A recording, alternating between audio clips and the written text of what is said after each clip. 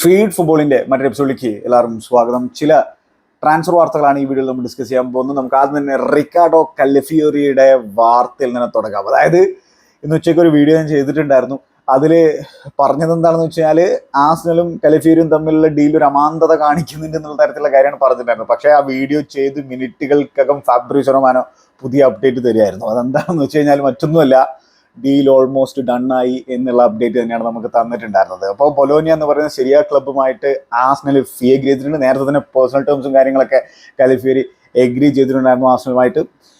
അപ്പോൾ അങ്ങനെ 40 million euros plus 5 million യൂറോസിന്റെ ആഡ് ഓൺസ് അടങ്ങുന്ന 45 മില്യൺ യൂറോസിന്റെ പാക്കേജിലാണ് ആസ്നൽ ഈ ഇറ്റാലിയൻ ഡിഫൻഡറിനെ സൈൻ ചെയ്യാൻ പോകുന്നത്. 22 വയസ്സ് മാത്രമേ ഈ ചെങ്ങായിക്ക് പ്രായമുള്ളൂ എന്നുള്ള കാര്യം ഓർക്കേണ്ടതാണ്. ഇതൊരു ഗ്രേറ്റ് ഡീലാണ് ആ ഒരു പ്രൈസിന് എന്നുള്ളതാണ് എൻ്റെ ഒരു കാഴ്ചപ്പാട്.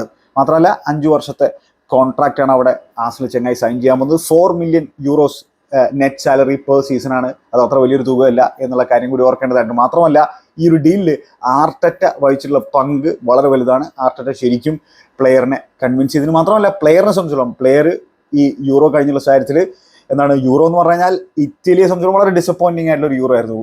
അവരായിരുന്നല്ലോ യൂറോയിലേക്ക് പോകുമ്പോൾ കറന്റ് ചാമ്പ്യന്മാരായിട്ടുണ്ടായിരുന്നത്. പക്ഷേ ഇറ്റലിയെ സംബന്ധിച്ചോളം ഡിസപ്പോയിൻറ്റിംഗ് ആയിരുന്നെങ്കിൽ പോലും കലഫിയോറിയെ സംബന്ധിച്ചോളം നല്ലൊരു യൂറോ ആയിരുന്നു. വൈഡർ ഓഡിയൻസിലേക്ക് റിക്കാർഡോ കലഫിയോറി എന്ന് പറയുന്ന പേര് എത്തിപ്പെടുന്ന ഒരു സാഹചര്യം നമ്മൾ കണ്ടു. മാത്രമല്ല മാൽഡീനിയുടെ ആ ഒരു സ്റ്റൈലും കാര്യങ്ങളൊക്കെ ഉള്ളത് കൊണ്ട് പുതിയ മാൽഡീനി പിറക്കുന്നു എന്നുള്ള രീതിയിലൊക്കെ ചർച്ചകളാണ് വന്നിട്ടുണ്ടായിരുന്നത്. പക്ഷേ മനസ്സിലാക്കേണ്ടതായിട്ടുള്ളത് മാൽഡീനിയുമായിട്ടുള്ള കമ്പാരിസനുള്ള ഒരു സമയമല്ല ഇത്. മാൽഡീനി എവിടെ കിടക്കുന്നു എന്നുള്ളത് നമ്മൾ ആദ്യം മനസ്സിലാക്കേണ്ടതുള്ള സംഭവം. ശരിയാണ്, എസ്തെറ്റിക്കലി ആ ഒരു ലുക്കും കാര്യങ്ങളൊക്കെ ഉണ്ട്. പക്ഷെ മാൽഡീനി അദ്ദേഹത്തിൻ്റെ കരിയറിൽ ചെയ്തതിൻ്റെ പകുതി കലഫിയോറിക്ക് ചെയ്യാൻ സാധിച്ചു കഴിഞ്ഞാൽ ഒരു ഗ്രേറ്റ് കരിയർ കലഫിയോറിക്ക് ഉണ്ടാകുന്നതാണ്. പക്ഷേ പൊട്ടൻഷ്യൽ ഉണ്ട് എന്നുള്ളത് കണ്ടുകൊണ്ട് തന്നെയാണ് ആസ്നൽ സൈൻ ചെയ്തിട്ടുള്ളത്. അപ്പോൾ അങ്ങനെ ഈ കലഫിയോറി ഹോളിഡേയ്സും കാര്യങ്ങളൊക്കെ കഴിഞ്ഞിട്ട് തിരിച്ചു വന്നുള്ള കാര്യത്തിൽ ബൊലോനിയയോട് പറഞ്ഞിട്ടുള്ള കാര്യങ്ങൾ ഫാബ്രിസോ റൊമാനോ പറയുകയാണ്. അതായത് തൻ്റെ ഡ്രീം മൂവിന് അനുവദിക്കണം എന്നുള്ള കാര്യമാണ് അത്ര പറഞ്ഞിട്ടുള്ളത്. അപ്പോൾ ആസ്നലിലേക്ക് പോകുക എന്നുള്ളത് ഒരു ഡ്രീം മൂവാണ്. പ്രീമിയർ ലീഗിലേക്ക് പോകുക എന്നുള്ളൊരു ഡ്രീം മൂവാണ്.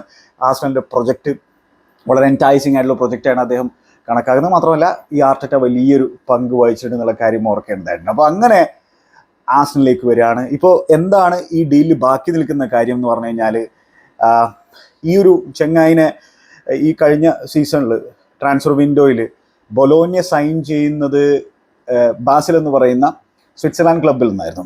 അപ്പോൾ ബാസിൽ 4 മില്യൺ യൂറോസിനാണ് ഈ പ്ലെയറിനെ വിറ്റിട്ടുണ്ടായിരുന്നത്. ആ ഒരു അവസരത്തിൽ എന്താ സംഭവം എന്ന് വെച്ചാൽ അവരൊരു സെൽ ഓൺ ക്ലോസ് വെച്ചിട്ടുണ്ടായിരുന്നു. ഭാവിയിൽ ബൊലോനിയ ഈ പ്ലെയറിനെ സെല്ല് ചെയ്യുന്ന സാഹചര്യത്തിൽ സെല്ല് ചെയ്യുന്നതിൻ്റെ 50% ഇവർക്കും കൂടി കൊടുക്കണം എന്നുള്ളൊരു കാര്യമാണ് അതിൽ വെച്ചിട്ടുണ്ടായിരുന്നത്. അപ്പോൾ സ്വാഭാവികമായിട്ടും അത്ര വലിയൊരു തുക കൊടുക്കാൻ എന്തായാലും ബൊലോനിയ തയ്യാറാകില്ല. അപ്പോൾ സ്വാഭാവികമായിട്ടും നെഗോസിയേഷനും കാര്യങ്ങളൊക്കെ നടത്തും. എന്നിട്ടൊരു തീരുമാനത്തിലേക്ക് എത്തും. ഒരു നല്ലൊരു എമൗണ്ട് തന്നെ അവർക്ക് കൊടുക്കും എന്നുള്ള കാര്യത്തിൽ സംശയമൊന്നുമില്ല. അങ്ങനെ ആ ഒരു കാര്യം കൂടി മാത്രമേ ഇനി സോർട്ട് ഔട്ട് ചെയ്യേണ്ടതായിട്ടുള്ളൂ. അതിനുശേഷം ഫാബ്രിസോ റൊമാനോയുടെ വാചകങ്ങൾ നമ്മൾ കടമെടുത്ത് കഴിഞ്ഞാൽ ആ ഒരു ഹിയർ വീഗോ നമുക്ക് കേൾക്കാൻ സാധിക്കും എന്നുള്ളതാണ് ഞാൻ മനസ്സിലാക്കുന്നത്. പിന്നെ ഒഫീഷ്യൽ വാർത്തയ്ക്കായിട്ട് വെയിറ്റ് ചെയ്യുന്ന ഒരു സാഹചര്യം മാത്രമേ ഉള്ളൂ. ഫാബ്രിസോ റൊമാനോ പറയുന്ന മറ്റൊരു കാര്യം, ലാസ്റ്റ് മിനിറ്റ് ഒരു ഹൈജാക്ക് ഡീല് നടത്താൻ ഒരു ക്ലബ്ബ് ശ്രമിച്ചിട്ടുണ്ടായിരുന്നതാണ്. ആ ക്ലബ്ബ് ഏതാണെന്നുള്ളത് നിലവിൽ അദ്ദേഹം പറഞ്ഞിട്ടില്ല. അത് വരും ദിവസങ്ങളിൽ അതിൻ്റെ ഒരു അപ്ഡേറ്റ് ചങ്ങായി തരുമായിരിക്കും. അപ്പോൾ എന്തായാലും റിക്കാർഡോ കലഫിയോറിയെ സംബന്ധിച്ചിടത്തോളം യൂറോയിൽ മികച്ച പ്രകടനം കാഴ്ചവെച്ചിട്ടുണ്ട്. ബൊലോനിയയ്ക്ക് വേണ്ടിയിട്ട് കഴിഞ്ഞ സീസണിൽ സെരിയയിൽ മികച്ച രീതിയിൽ പ്രകടനം കാഴ്ചവെച്ചിട്ടുണ്ട്. മോട്ട എന്ന് പറയുന്ന നിലവിലത്തെ യുവൻറ്റസിൻ്റെ മാനേജറുടെ കീഴിൽ ബൊലോനിയയ്ക്ക് വേണ്ടിയിട്ട് മികച്ച പ്രകടനം കാഴ്ചവെച്ചത് കൊണ്ട് തന്നെയാണ് അവർ ചാമ്പ്യൻസ് ലീഗ് ഫുട്ബോളും കളിക്കുന്നതാണ്. അപ്പോൾ അതിലൊരു പ്രധാന പങ്ക് വഹിക്കാൻ കലഫിയോറിക്ക് സാധിച്ചിട്ടുണ്ട്. അപ്പോൾ ഇനി എന്താണ് ആസ്നലിൻ്റെ ആ ഡിഫൻസിലേക്ക് നോക്കി കഴിഞ്ഞാൽ അവരുടെ ഓപ്ഷൻസ് ഭീകരമാണെന്നുള്ളതാണ് ഇപ്പോൾ നമ്മൾ മനസ്സിലാക്കേണ്ടതായിട്ടുള്ളത്. എന്തായാലും ഈ ചെങ്ങായിയുടെ എബിലിറ്റി വെച്ചിട്ട് വളരെ വെർസറ്റൈൽ ആയിട്ടുള്ളൊരു ഡിഫൻഡറാണ്.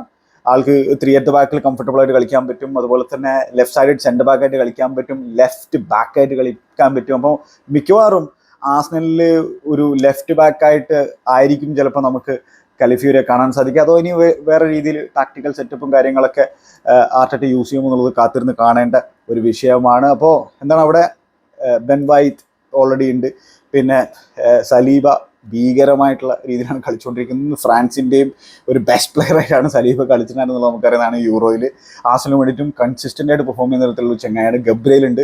പിന്നെ കിവിയോറിൻ്റെ പിന്നെ സ്ഥാനം ഏകദേശം അവിടെ നിന്ന് നഷ്ടപ്പെട്ടു എന്നാണ് ഞാൻ മനസ്സിലാക്കുന്നത്. കിവിയർ അവിടെ നിന്ന് പോകും എന്നുള്ളത് തന്നെയാണ് നമ്മൾ മനസ്സിലാക്കുന്നത്. സിൻചുങ്കോ അവിടെ തന്നെയുണ്ട്. സിൻചുങ്കോയുടെ ഫ്യൂച്ചർ എന്താകും എന്നുള്ളത് അറിയില്ല. പക്ഷേ സിൻചുങ്കോ അവിടെ നിൽക്കാനുള്ള ഒരു സാധ്യത ഞാൻ കാണുന്നുണ്ട്. പിന്നെ കലിഫ്യൂരി വരുന്നു, ടിംബർ ഉണ്ട്, യൂരിയൻ ടിംബർ ഇപ്പോഴും അവിടെ ഉണ്ട് എന്നുള്ള കാര്യം ഓർക്കുന്നത് ആളുകൾ പലരും മറന്നുപോയിട്ടുണ്ടാവും ചിലപ്പോൾ. കാരണം ആ ജാതി ഇഞ്ചുറി ആയിരുന്നല്ലോ ചങ്ങായിക്ക് സംഭവിച്ചിട്ടുണ്ടായിരുന്നു. ആർസണൽ ഫാൻസിന് എന്തായാലും ഓർമ്മ ഉണ്ടാവും, ഞാൻ ബാക്കിയുള്ളവരോട് ആണ് പറയുന്നത്. അപ്പോൾ ടിംബർ കൂടി വരുന്നത് പുതിയ സൈനിങ് പോലെ ആയിരിക്കും ആർസണൽ സംബന്ധിച്ചിടത്തോളം. അപ്പോൾ അത്തരത്തിലുള്ള ഓപ്ഷൻസ് അവർക്കുണ്ട്. മിക്കവാറും 4 ഡിഫൻഡർമാരായിട്ടായിരിക്കും ആർസണൽ അടുത്ത സീസണിൽ വരാൻ പോകുന്നത്. അതായത് ഇപ്പം നമ്മൾ കണ്ടുകൊണ്ടിരിക്കുന്ന ഒരു കാര്യമാണല്ലോ, അതായത് നാച്ചുറൽ ഫുൾ ബാക്കുകളെ കളിപ്പിക്കാതെ ഡിഫൻഡർമാരെ തന്നെ ഫുൾ ബാക്ക് റോൾ കളിപ്പിക്കുന്ന രീതിയൊക്കെ ഇപ്പോൾ നമ്മൾ കണ്ടുകൊണ്ടിരിക്കുകയല്ലേ. അപ്പോൾ അങ്ങനെ എന്തായാലും ഇതൊരു ഗ്രേറ്റ് സൈനിങ് ആയിട്ട് തന്നെയാണ് ഞാൻ കണക്കാക്കുന്നത്. ആകെയുള്ളൊരു കൺസേൺ എന്ന് പറഞ്ഞാൽ സ്വാഭാവികമായിട്ടും പ്രീമിയർ ലീഗിലേക്ക് അഡാപ്റ്റ് ചെയ്യേണ്ട തരത്തിലുള്ള ഒരു സംഭവമുണ്ട്. പിന്നെ ഭീകരമായിട്ടുള്ള പേസും കാര്യങ്ങളൊന്നും ചങ്ങായിക്കില്ല. അതായത് അത്ര ഒരു സ്ലൗച്ചൊന്നും അല്ല ചങ്ങായി എന്നുള്ള മനസ്സിലാക്കേണ്ടതായിട്ടുണ്ട്. പക്ഷേ എന്നാൽ പോലും അത്ര വലിയ പേസൊന്നുമില്ല. എന്നാലും ഗ്രൗണ്ടൊക്കെ കവർ ചെയ്യാൻ പറ്റുന്ന തരത്തിലുള്ള ഒരു ഡിഫൻഡർ തന്നെയാണ്. പക്ഷെ ആളുടെ ഇഞ്ചുറി ഹിസ്റ്ററി ഇത്തിരി കൺസേണിങ് ആയിട്ടുള്ളൊരു സംഭവമാണ്. റോമയുടെ അക്കാഡമിയിലായിരുന്നു ചങ്ങായി ഉണ്ടായിരുന്നത്. അങ്ങനെ അവിടെ നിന്നാണ് പിന്നീട് ജനോവയിലേക്കൊക്കെ പോയിട്ടുണ്ടായിരുന്നത്. ജനോവയിൽ നിന്നും തിരിച്ച് റോമയിലേക്ക് വരികയും, ലോൺ ഡീലായിരുന്നു, എന്നിട്ട് റോമയിലേക്ക് വരികയും റോമയിൽ നിന്നാണ് ബാസലിലേക്ക് പോയിട്ടുണ്ടായിരുന്നത്. അപ്പോൾ ഈ ഇഞ്ചുറി ഹിസ്റ്ററി ഒരു പ്രശ്നമാണ്. അപ്പോൾ കഴിഞ്ഞ സീസണിൽ കാര്യമായിട്ടുള്ള ഇഞ്ചുറി ഒന്നും പറ്റിയില്ല. പക്ഷേ അതിന് മുമ്പത്തെ സീസണിലും പിന്നെ അതിന് മുമ്പത്തെ സീസണൊക്കെ നമ്മൾ കൺസിഡർ ചെയ്ത് കഴിഞ്ഞാൽ മസിൽ ഇഞ്ചുറി, ഹാംസ്ട്രിങ് ഇഞ്ചുറി ഒക്കെ അദ്ദേഹത്തിന് കൺസിസ്റ്റൻ്റ് ആയിട്ട് വരുന്നതാണ് നമ്മൾ കണ്ടിട്ടുണ്ടായിരുന്നത്. ഈ കഴിഞ്ഞ സീസണിൽ ഉണ്ടായിട്ടില്ല. അപ്പോൾ അത് റിക്കർ ചെയ്യുമോ? കാരണം പ്രീമിയർ ലീഗ് ഭയങ്കര ഫിസിക്കലായിട്ടുള്ള ലീഗാണ്, നമുക്ക് എല്ലാവർക്കും പറയുന്നതാണ്. എന്ത് സംഭവിക്കുന്നുള്ളതാണ്. അപ്പോൾ ആ ഒരു കാര്യത്തിൽ മാത്രമേ കൺസേൺ ഉള്ളതെന്നാണ് എനിക്ക് തോന്നുന്നത്. ബാക്കി ക്വാളിറ്റി വൈസ് പൊട്ടൻഷ്യൽ ഉള്ള ഒരു പ്ലെയർ തന്നെയാണ്. കാത്തിരുന്നാണ് എന്ത് സംഭവിക്കുന്നത്. ഇനി ഇന്ത്യൻ ഫുട്ബോൾ ടീമിനെ സംബന്ധിച്ചിടത്തോളം സുപ്രധാനമായിട്ടുള്ള വാർത്ത എന്താണെന്ന് വെച്ചാൽ ഇന്ത്യൻ ഫുട്ബോൾ ടീമിന് പുതിയ ഹെഡ് കോച്ച് ആയിരിക്കുകയാണെന്നുള്ളത്, അതിലൊരു തീരുമാനമായിരിക്കുകയാണെന്നതാണ്. ഇഗോർ സ്റ്റിമാച്ചിനെ പറഞ്ഞയച്ചതിന് ശേഷം ഇപ്പോൾ 55-കാരനായിട്ടുള്ള സ്പാനിഷ് കോച്ചായിട്ടുള്ള മനോലോ മാർക്കസിനെയാണ് ഇന്ത്യൻ ഹെഡ് കോച്ചായിട്ട് നിയമിച്ചിട്ടുള്ളത്. അപ്പോൾ എന്താണ് ഈ ചെങ്ങായിനെ സംബന്ധിച്ചിടത്തോളം, എന്താണ് ഇന്ത്യൻ ഫുട്ബോൾ ആരാധകരെ സംബന്ധിച്ചിടത്തോളം, ISL കാണുന്ന ആളുകളെ സംബന്ധിച്ചിടത്തോളം വളരെ സുപരിചിതമായിട്ടുള്ളൊരു പേരാണ്, ഒരു ഹൗസ് ഹോൾഡ് നെയിമാണ്. കാരണം 2020 ഇദ്ദേഹം ഈ ചെങ്ങായി ഇന്ത്യയിലേക്ക് വരുന്നത്. ഹൈദരാബാദ് FC മാനേജറായിട്ടാണ് അദ്ദേഹത്തിൻ്റെ വരവ്. പിന്നീട് എന്താണ് FC ഗോവയുടെ മാനേജറായിട്ടാണ് ഇപ്പോൾ അദ്ദേഹം പ്രവർത്തിച്ചുകൊണ്ടിരിക്കുന്ന കാര്യം ഓർക്കേണ്ടതായിട്ടുണ്ട്. എന്തായാലും ഇവിടെ 3 വർഷത്തെ കോൺട്രാക്റ്റാണ് ചെങ്ങായി സൈൻ ചെയ്തിട്ടുള്ളത്. ഇതിൽ തന്നെ പ്രധാനമായിട്ടും എടുത്തു പറയേണ്ട മറ്റൊരു കാര്യം എന്താണെന്ന് വെച്ചാൽ, ആള് ഈ വരുന്ന സീസണിൽ FC ഗോവയുടെ മാനേജറായിട്ട് തുടരും. അതോടൊപ്പമായിരിക്കും ഇന്ത്യൻ ടീമിൻ്റെ ജോലി കൂടി എടുക്കുക എന്നുള്ള കാര്യം ഓർക്കേണ്ടതുണ്ട്. അപ്പോൾ അത്തരത്തിലുള്ള പരിപാടിയാണ് പ്ലാൻ ചെയ്തിട്ടുള്ളത്. ഇനി അടുത്ത സീസൺ കഴിഞ്ഞാൽ പിന്നെ മുഴുവൻ ജോബ് ഈ ഇന്ത്യൻ ടീമിൻ്റെത് തന്നെ ആയിരിക്കും എന്നുള്ളതാണ് മനസ്സിലാക്കാൻ കഴിയുന്നത്. അതിനിടയിൽ ചിലപ്പോൾ ഇനിയിപ്പോൾ സീസണിൻ്റെ ഇടയിൽ തന്നെ ഗോവ മാനേജർ സ്ഥാനത്ത് ഒഴിയുമോ ഇല്ലയോ എന്നുള്ളതൊന്നും നമുക്ക് നിലവിലറിയില്ല. നിലവിലത്തെ സ്ഥിതി അതാണ്. ഇനി ആരാണ് ഈ മനോലോ മാർക്കസ് എന്ന് ചോദിച്ചു കഴിഞ്ഞാൽ, ചെങ്ങായി 2020 ഇന്ത്യയിലേക്ക് വരുന്നതിന് മുമ്പ് അദ്ദേഹത്തെ സംബന്ധിച്ചിടത്തോളം ഇപ്പോൾ മൊത്തത്തിൽ ഏകദേശം 2 ഡെക്കേഡുകളോളം മാനേജ് ചെയ്തതിൻ്റെ ചരിത്രം പറയാനുണ്ട്. അതിൽ തന്നെ പ്രധാനമായിട്ടും സ്പെയിനിലാണ് അദ്ദേഹം കൂടുതൽ സമയം ചെലവഴിച്ചിട്ടുള്ളത്. അതിലും ലോവർ ലീഗുകളിലാണ് അദ്ദേഹം മാനേജ് ചെയ്തിട്ടുണ്ടായിരുന്നത്. അദ്ദേഹത്തിൻ്റെ ഒരു ലാലീഗ കോച്ചിങ് എക്സ്പീരിയൻസ് പറഞ്ഞാൽ ലാസ് പാമാസ് എന്ന് പറയുന്ന ക്ലബിനെ മാനേജ് ചെയ്തതിൻ്റെ പരിചയമാണ്. അവിടെ അധികം കാലമൊന്നും ഉണ്ടായിരുന്നില്ല. അവിടെ നിന്ന് സാക്ക് ചെയ്യപ്പെടുന്ന ഒരു സാഹചര്യം നമ്മൾ കണ്ടിട്ടുണ്ടായിരുന്നു. പിന്നെ എസ്പാന്യോളിൻ്റെ B ടീമിനെ മാനേജ് ചെയ്തിട്ടുണ്ട്. ഈ ലാസ് പാമേഴ്സിൻ്റെയും B ടീമിനെ മാനേജ് ചെയ്തിട്ട് അവിടെ മോശമില്ലാത്ത രീതിയിലുള്ള പ്രകടനം കാഴ്ചവെച്ചിട്ടാണ് അദ്ദേഹത്തെ ലാസ് പാമേഴ്സിൻ്റെ സീനിയർ കോച്ചൊക്കെ ആയിട്ട് നിയമിച്ചിട്ടുണ്ടായിരുന്നത്. പിന്നീട് അദ്ദേഹം ക്രൊയേഷ്യയിലൊരു ക്ലബിനെ മാനേജ് ചെയ്തതിൻ്റെ ചരിത്രം പറയാനുണ്ട്. തായ്ലാൻഡിലൊരു ക്ലബിനെ മാനേജ് ചെയ്യാൻ അദ്ദേഹം പിന്നെ എന്താ പറയുക ഒപ്പിടുകയും കാര്യങ്ങളൊക്കെ ചെയ്തു. പക്ഷേ ഒരു കളി പോലും മാനേജ് ചെയ്യാതെ അദ്ദേഹം അവിടെ നിന്ന് പിരിഞ്ഞു പോകുന്ന സാഹചര്യം പിന്നീടാണത് അദ്ദേഹം ഹൈദരാബാദിലേക്ക് എത്തിപ്പെടുന്ന ഒരു സാഹചര്യം നമ്മൾ കണ്ടത്. ഹൈദരാബാദിലേക്ക് എത്തിയതിന് ശേഷം എന്താണ് ഹൈദരാബാദിനെ കൊണ്ട് ISL കപ്പ് നേടിക്കൊടുക്കുന്നത് നമ്മൾ കണ്ടു. മാത്രമല്ല ഹൈദരാബാദിനെ സംബന്ധിച്ചിടത്തോളം ആ ഒരു അവസരത്തിൽ കുറേ പ്രശ്നങ്ങളും കാര്യങ്ങളൊക്കെ ഉണ്ടായിരുന്നു, ഇഞ്ചുറി പ്രശ്നങ്ങളും കാര്യങ്ങളൊക്കെ ഉണ്ടായിരുന്നു. എന്നിട്ട് പോലും എന്താണ് ഈ യങ് പ്ലേയേഴ്സിനൊക്കെ ഡെവലപ്പ് ചെയ്തുകൊണ്ട് യങ് പ്ലേയേഴ്സിനൊക്കെ ടീമിലേക്ക് ഇൻറ്റഗ്രേറ്റ് ചെയ്യിപ്പിച്ചുകൊണ്ടാണ് അത്തരത്തിലുള്ള കാര്യങ്ങളൊക്കെ ചങ്ങായി അവിടെ ചെയ്തു കൂട്ടിയിട്ടുണ്ടായിരുന്നത്. അപ്പോൾ ഇംപ്രസീവ് ആയിട്ടുള്ളൊരു ജോബാണ് ചങ്ങായി ഹൈദരാബാദിൽ ചെയ്തിട്ടുണ്ടായിരുന്നത്. അങ്ങനെ FC ഗോവയുടെ മാനേജറാകുന്നു. FC ഗോവയുടെ മാനേജറായിട്ടും അദ്ദേഹം കോമ്പീറ്റ് ചെയ്യുന്ന തരത്തിലുള്ള ഒരു മാനേജർ തന്നെയാണെന്നുള്ള കാര്യത്തിൽ സംശയമൊന്നും വേണ്ട. അപ്പോൾ ഈ ഹൈദരാബാദ് FC നിന്ന് ഇന്ത്യൻ ടീമിലേക്ക് ഇടം പിടിച്ചിട്ടുള്ള ആളുകളുണ്ട് എന്നുള്ള കാര്യം ഓർക്കണം. അപ്പോൾ ഇദ്ദേഹത്തിൻ്റെ ഒരു സ്പെഷ്യാലിറ്റി നല്ല ബ്രാൻഡ് ഓഫ് ഫുട്ബോൾ കാഴ്ചവെക്കുന്ന തരത്തിലുള്ള ഒരു മാനേജറാണ്. അതോടൊപ്പം തന്നെ യങ് പ്ലേയേഴ്സിനെ ഡെവലപ്പ് ചെയ്തെടുക്കുന്നതിൽ പ്രാവീണ്യമുള്ള തരത്തിലുള്ള ഒരു മാനേജറാണ്. ഇദ്ദേഹം ഈ ഇന്ത്യൻ ഫുട്ബോളിൽ എന്തൊക്കെ ഇമ്പ്രൂവ്മെന്റ് വേണം എന്നുള്ള കാര്യങ്ങളൊക്കെ മുമ്പ് ഇദ്ദേഹത്തോട് ചോദിച്ചുള്ള കാര്യത്തിൽ ഒരു അവസരത്തിൽ അദ്ദേഹം പറഞ്ഞിട്ടുള്ള ഒരു കാര്യം എന്താണെന്ന് വെച്ചാൽ ഈ ഡുറാൻ കപ്പ് അതുപോലെ തന്നെ സൂപ്പർ കപ്പ് അത്തരത്തിലുള്ള പരിപാടികളൊക്കെ സീസണിന്റെ ഇടയിൽ തന്നെ നടത്തണം, അല്ലാതെ അത് സെപ്പറേറ്റ് ആയിട്ടുള്ള ഒരു വിൻഡോയിൽ നടത്താൻ പാടില്ല.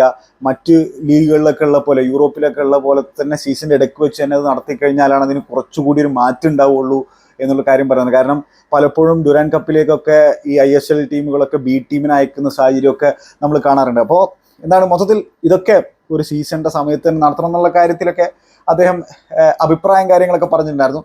പിന്നെ ഈ AFF ഇത്തരത്തിലൊരു തീരുമാനം എടുക്കാൻ പ്രധാന കാരണം ചെങ്ങായിക്ക് ഇന്ത്യൻ ഫുട്ബോളിനെ നിലവിൽ അറിയാമെന്നുള്ളതാണ്. പല ഇന്ത്യൻ പ്ലേയേഴ്സിനെയും അറിയാം. ഓൾറെഡി ഇന്ത്യയിൽ ഇപ്പോൾ 4 വർഷക്കാലമായിട്ട് ഇരിക്കുന്ന ഒരു ചങ്ങായിയാണല്ലോ. അപ്പോൾ സ്വാഭാവികമായിട്ടും ആ ഒരു പരിചയസമ്പത്ത് ഇന്ത്യൻ ടീമിന് ഗുണം ചെയ്യും എന്നുള്ളതാണ് അവർ കരുതുന്നത്. എന്നാലും സെപ്റ്റംബറിലാണ് ഇനി അടുത്ത ഇന്റർനാഷണൽ വിൻഡോ വരുന്നത്. ആ ഒരു അവസരത്തിൽ ഇന്ത്യയെ സംബന്ധിച്ചിടത്തോളം ഹയർ റാങ്ക്ഡ് ടീമുകളുമായിട്ട് കളിക്കാനുള്ള ഒരു അവസരം ഉണ്ടായിരിക്കില്ല എന്നാണ് പറഞ്ഞു കേൾക്കുന്നത്. കാരണം വെച്ചാൽ ഹയർ റാങ്ക് ടീമുകൾ വേൾഡ് കപ്പ് ക്വാളിഫിക്കേഷൻ കാര്യങ്ങളൊക്കെ കളിക്കുന്ന ഒരു സാഹചര്യമായിരിക്കും. അതിപ്പോൾ എവിടെയാണെങ്കിലും, ഏഷ്യയിലാണെങ്കിലും യൂറോപ്പിലാണെങ്കിലും ഒക്കെ അങ്ങനെ തന്നെ ആയിരിക്കുമല്ലോ. അപ്പോൾ ഇന്ത്യയെ സംബന്ധിച്ചോളം ലോവർ റാങ്ക്ഡ് ടീമുകളുമായിട്ട് വീണ്ടും കളിക്കേണ്ടി വരും. ഒക്ടോബറിലും അത് തന്നെയായിരിക്കും സ്ഥിതി എന്നാണ് ഞാൻ മനസ്സിലാക്കുന്നത്. അതോ ഇനി വിയറ്റ്നാമിലേക്കൊക്കെ പോകുന്നുണ്ടോ അത് കൃത്യമായിട്ട് എനിക്കറിയില്ല. അതറിയുന്നവർ കമൻറ്റ് ബോക്സിൽ രേഖപ്പെടുത്തുക. എന്തായാലും ഈ ചെങ്ങായിനെ സംബന്ധിച്ചിടത്തോളം ആൾക്ക് ഏത് തരത്തിലുള്ള ഒരു ഇമ്പാക്റ്റ് ഈ ടീമിൽ ഉണ്ടാക്കാൻ പറ്റുന്നത് കാത്തിരുന്ന് കാണേണ്ട ഒരു വിഷയമാണ്. ഇൻ്റർനാഷണൽ ജോബാണ്, എളുപ്പമുള്ളൊരു പണിയൊന്നുമല്ല. ക്ലബിൽ മാനേജ് ചെയ്യുന്ന പോലെയല്ല ഇൻ്റർനാഷണൽ ജോബ് എന്ന് പറഞ്ഞാൽ. ഒരുപാട് സമയമൊന്നും കിട്ടില്ല ഈ പ്ലേയേഴ്സുമായിട്ട് മിങ്കിൾ ചെയ്തിട്ട് ഈ ഫിലോസഫിയൊക്കെ ഇൻസ്റ്റിൽ ചെയ്യിപ്പിക്കാൻ. പക്ഷെ എന്നാൽ പോലും ഒരു സ്പാനിഷ് ലെഗസി ഉണ്ട്. ബാഴ്സലോണയിലാണ് ചെങ്ങായി ജനിച്ചിട്ടുള്ളത്. പുള്ളിക്കാരൻ്റെ പ്ലേയിങ് ടൈമിൽ ഒരു ഡിഫൻഡർ ആയിരുന്നു എന്നുള്ളതാണ് മനസ്സിലാക്കാൻ കഴിയുന്നതായിട്ടുള്ള ഒരു കാര്യം. അത്ര ഭീകരനായിട്ടുള്ള ഒരു പ്ലെയറൊന്നുമല്ല. ലോവർ ലീഗിലൊക്കെ തന്നെയാണ് അദ്ദേഹം കളിച്ചിട്ടൊക്കെ ഉള്ളത്. എന്തായാലും അദ്ദേഹത്തിൻ്റെ ISL സമയം നമ്മൾ നോക്കിക്കഴിഞ്ഞാൽ മോശമില്ലാത്ത രീതിയിലുള്ള ഒരു ബ്രാൻഡ് ഓഫ് ഫുട്ബോളൊക്കെ കാഴ്ചവെക്കുന്ന തരത്തിലൊരു കോച്ച് തന്നെയാണെന്നുള്ളതാണ്. ഇത് പ്രതീക്ഷ നൽകുന്ന തരത്തിലൊരു അപ്പോയിൻമെൻ്റ് ആണ്. പക്ഷേ അഗെയിൻ പെട്ടെന്നൊരു മാറ്റമൊന്നും ആരും പ്രതീക്ഷിക്കേണ്ട എന്നുള്ളതാണ്. വഴിയെ മാറിയാൽ നല്ലത്. എന്തു സംഭവിക്കുന്നത് കാത്തിരുന്ന് കാണേണ്ട ഒരു വിഷയം തന്നെയാണ്. ഏറ്റവും എക്സൈറ്റിംഗ് ആയിട്ടുള്ള സംഭവം ഈ യങ് പ്ലേയേഴ്സിൽ അദ്ദേഹം കൊടുക്കുന്ന ഒരു വിശ്വാസമാണ്, അവരെ ഡെവലപ്പ് ചെയ്യാൻ എടുക്കുന്ന തരത്തിലുള്ള ആ ഒരു കഴിവാണ്. അപ്പോൾ അത് ഏത് രീതിയിൽ ഇന്ത്യൻ ടീം ഇമ്പ്രൂവ് ആകുന്നുള്ളത് ലെറ്റ്സ് വെയിറ്റ് ആൻഡ് വാച്ച്. അത്രയേ ഉള്ളൂ.